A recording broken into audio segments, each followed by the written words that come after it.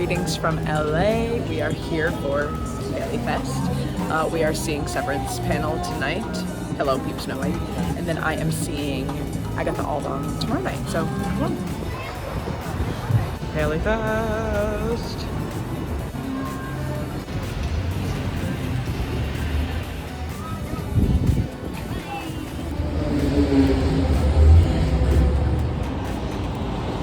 Groot.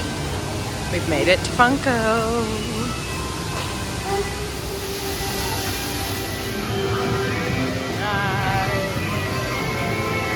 It's Toy Story.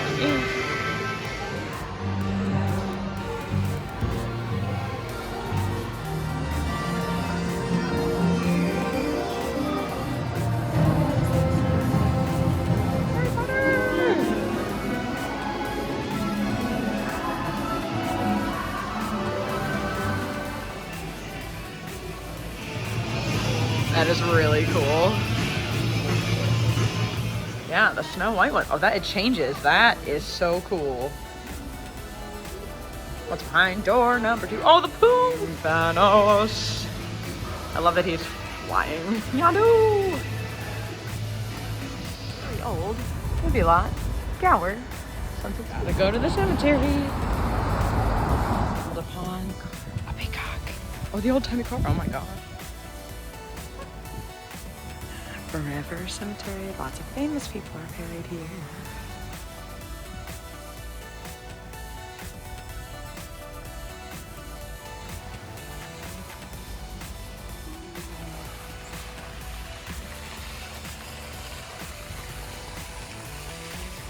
From this youngest surviving son of Copper Baron and U.S. Senator Warren Anthony Clark Sr. Oh, pretty.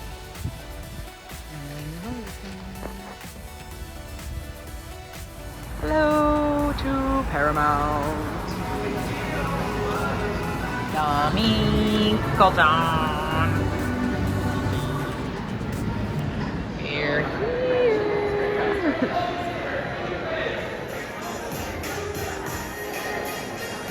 Get together out in public and show an episode and to share it with everybody. And I just want to say, first of all, we're so grateful that you, the fans, are here to enjoy this. We so appreciate your episode now, and then we're gonna talk afterwards. And thank you for coming. This is exciting for us. Let's do it. Adam Scott.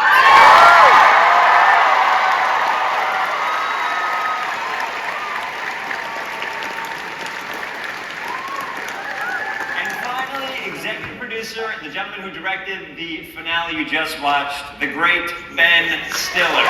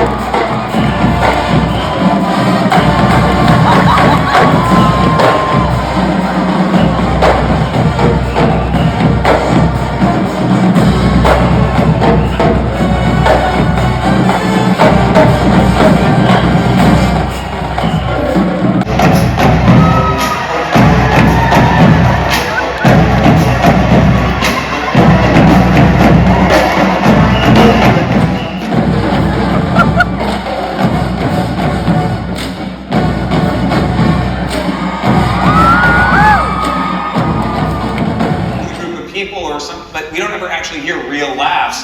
So to hear like the laugh and like when Tramell runs out of the room, or those I mean, that's so exciting. So funny for us to be able to see what connects, and people pick up on the smallest things, which is great. Oh my God, this is a great transition, Dan. I love it. Serious question to start off. How much did you work on your dancing in the season 1 party scene?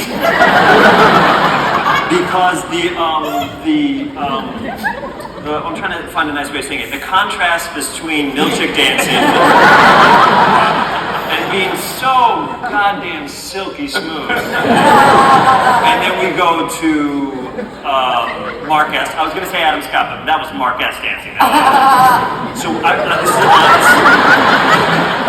So what are you saying? My question, sorry, I should finish my question. My question is, how much thought process went into that? Sincerely, I really want to know. I have a real question that makes you use your brain in the next one, but for this one, it's like, because I've watched that, and people watch it and they'll just go nuts, and then it's just, my man is going for it.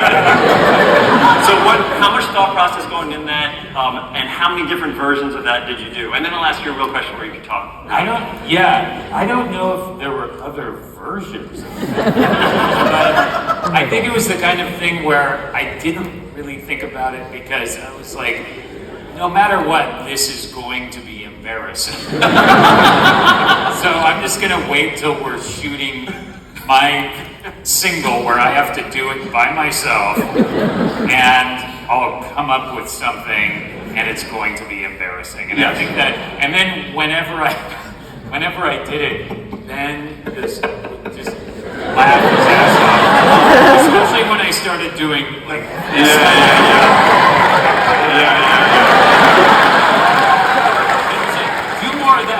The thing where you're stepping and walking on the road, and it's so stupid. I loved the fight scene. I loved it. As I have said, I deliberately chose not to do anything involving any kind of combat after Game of Thrones. And then, unfortunately...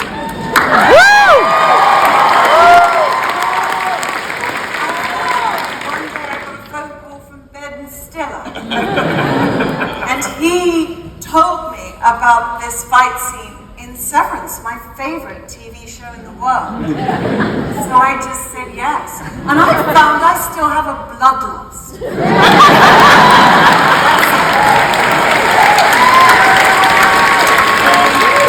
You're bringing up Game of Thrones is so funny because then I'm thinking it's Brianna Tarth and Mr. Drummond beating up Ben Wyatt, which is so funny. Ben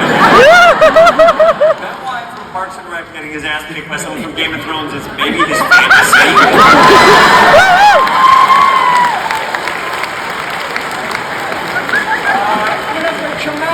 Status of a sort of a fool. I was a gibbering wreck. I saw a vending machine and I got terribly overexcited. I really did. And then I couldn't really behave normally in front of, I mean I can't anyway, but I couldn't behave normally in front of really anyone.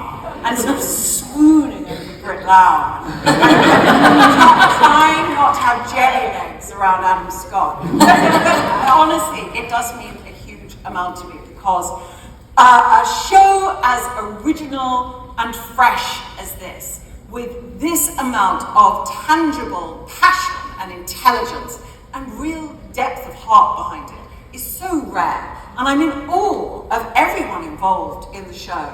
And it is a dream. Thank you so much. To say to your fans before, thank you to all of you for being here tonight.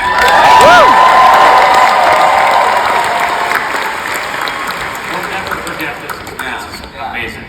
No, you guys are truly the last step in the creative process. The art and the theories and the discussion that you bring to it is truly, to me, it's a massive part of what makes this show work. So thank you, thank you, thank you.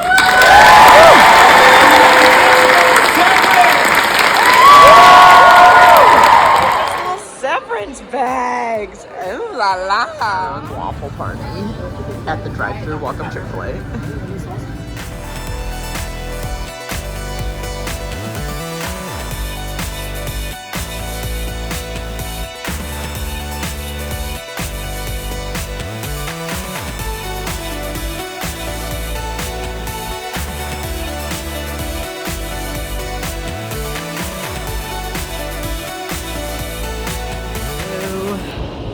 Marina Del Rey. That's my boat. It's time for the Agatha panel. We're doing it. Hello. It has been a second since we have chatted. I'm off to the Agatha All Along panel for Paleyfest. We had such a great time at the Severance panel last night. They came out and surprised us with a performance that happens in the finale of the show, but like in person. So that was really awesome. We got to watch a screening with a bunch of other fans because the finale dropped yesterday. So there was just such fun energy and the cast was a lot of fun. Gonna grab a quick bite to eat and then we're gonna go in the panel. So come on. And I got my ballad.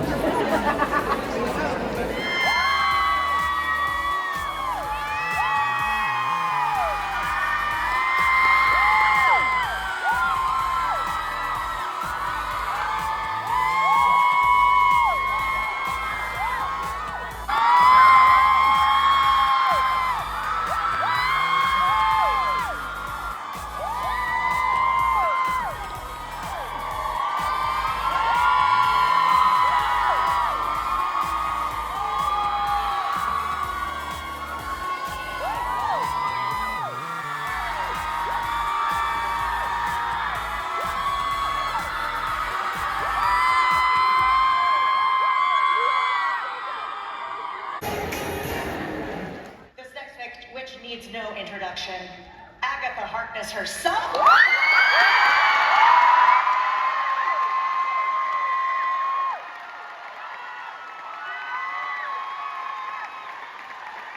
I'll start with you two. I mean, what do you think it is about Agatha All Along that has struck a chord with audiences? I mean, this whole show is about the underdog and about people that haven't been necessarily seen or celebrated. And I also think it's just funny and also unexpected and also just unexpected. And I think we're all a part of a coven, I think. So.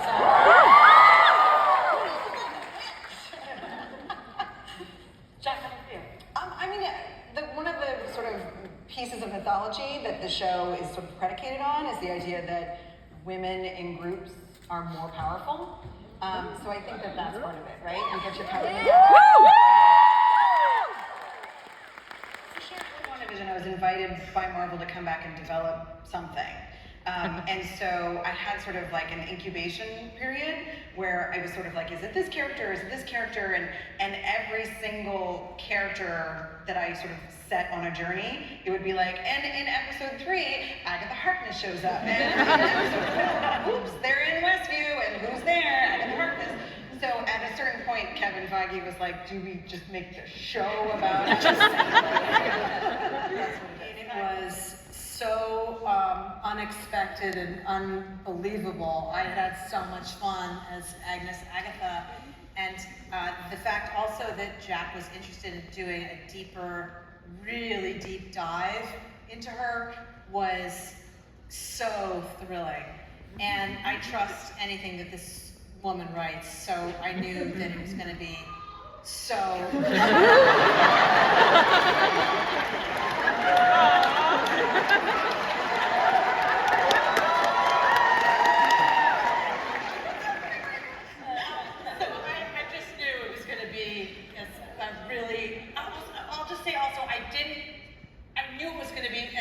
as it is, but what I didn't expect is that it was surprising in an entirely different way than WandaVision.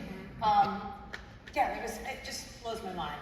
What was that? It was honestly, I just could tap into my own fear around having to perform. Singing is so vulnerable, and I think the thing that I had to think about was like mapping out musically how you become more confident in the span of the song. Bebop, and the show the spell, bebop. Music is a spell. A song is a spell. And we just kind of kept unpacking that until it became that not only is the song itself a spell, but it's actually, it is the con of the show. In the episode you just watched where Patty is looking into the oven, and she's like, I'm not going to the oven. I have a friend who went to the oven. Alluding to other Hansel and Gretel witches. Yeah. I loved like you were saying about the room, the child's room, is like, I love that you see rabbits in there, and that's kind of, and also that her locket is actually his hair in there. That was really moving to have as a secret the whole time, knowing that was in there. And little known fact, my family had made me a little tiny locket, not knowing anything about the show, with their hair in it. Oh. Yes, and I wore underneath the locket, like for most of the show. So it felt like I had like double amulet on while we were making. Couldn't plan that. Oh, and the bell. I mean, how did you keep going? The bell from the witch's song was actually the bell in the last episode, which of course that he steals. We're together in the way past when Agatha's trauma before she was almost burnt at the stake. And the plaque, he has the award in his room. That's the best vocals. Yeah. Best vocals. That one, the art department did that, and I was like, oh, you're trying to kill me. Agatha had so many iconic looks in the series, agreed. Between the blue coat, the battle fit, the looks from each trial, and all the incredible looks from the Salem flashbacks, which one made you feel the most powerful? Ooh, I mean, always that hero look at the end, you know, when she gets her power and she's finally face to face with Rio. That always is like, feels so I think also, like I was saying before, that hero look with that purple jacket, which I saw many beautiful ones today. That also felt very, like we talked about. I think our costume designers too. So I don't want to call them out. Yeah, I think every single thing. I mean, that's the fact that it was embraced and is embraced the way it has been. It's like is so delicious. Like I can't. It really is. I can't thank you all enough. Like. And also the art that's happened, and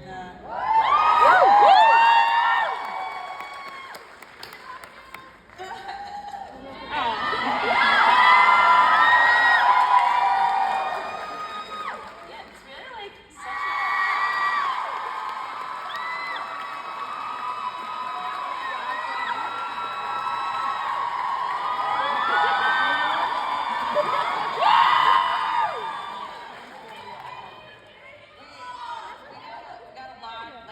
developing it, we, meaning my executive producer Mary Lovatos and I, we got a lot of questions. You know, who's the dad? Who is the dad?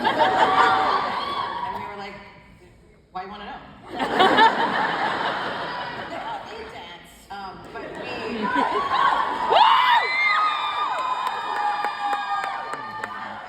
when we were casting Nikki, we were like, that kid looks like that.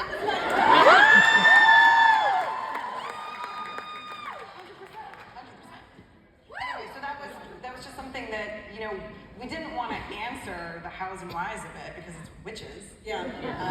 But it was just something that, you know, was important to the writers and to me and just felt like something special. So it was really lovely that it was something that the fans said that we could confirm.